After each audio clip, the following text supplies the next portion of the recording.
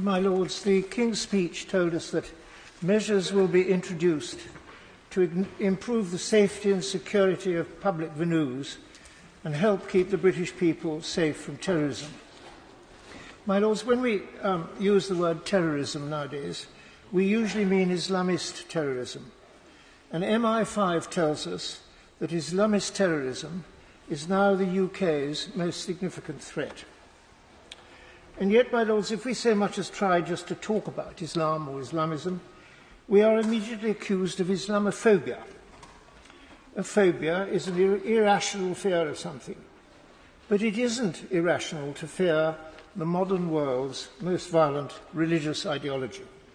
I describe it as such because, according to the religionofpeace.com website, Islamist terrorists have carried out some 46,602 deadly terror attacks somewhere in the world since their Twin Tower massacres of the 9th of September 2001, or more than 5 every day.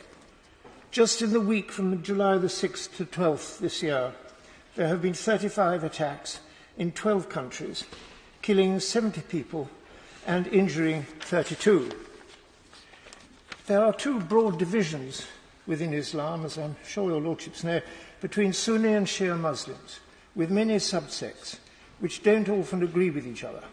And the vast majority of these attacks have been on other Muslims. My Lords, I understand there is a popular conception that the word Islam means peace, whereas in fact it means submission to the will of Allah or the Muslim God. Devout Muslims should obey the Quran and emulate the life of Muhammad. This is unfortunate because the Quran contains over 100 verses which encourage Muslims to kill or subdue non-Muslims. And in 627, Muhammad ordered the death of 600 Jews in one afternoon. The Islamists' view of this, my Lords, is that peace will be achieved when our planet is ruled by Islam. My Lords, Islam's Sharia law is already running de facto in the United Kingdom via some 80 Muslim arbitration tribunals. These discriminate harshly against Muslim wives, whose husbands have only to say, "I divorce you," 3 times, to leave them divorced and often destitute. The Sharia allows Muslim men to have 4 wives at a time, most of whom are having at least 2 children. So the Muslim population is going up 10 times faster than our national average.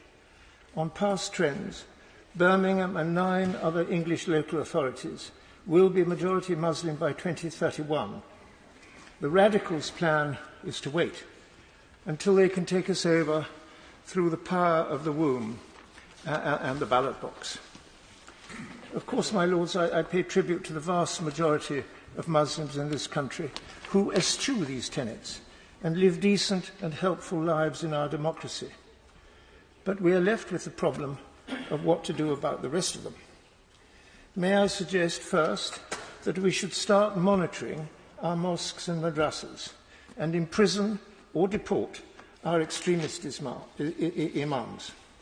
Second, we should encourage the licensing of imams before they can preach, as do other religions, including, I think, the Church of England.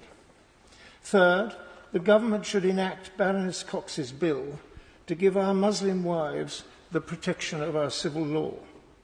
The bill has had 2 supportive second readings in your Lordship's House, but the government fears being called Islamophobic by our Muslim men, so won't support it. Fourth, we should ban the burqa in public, as 16 other countries have done, some of which are Muslim majority. My Lords, Islam is a vast subject, and I cannot possibly do it justice in the 5 minutes which is our allotted speaking time.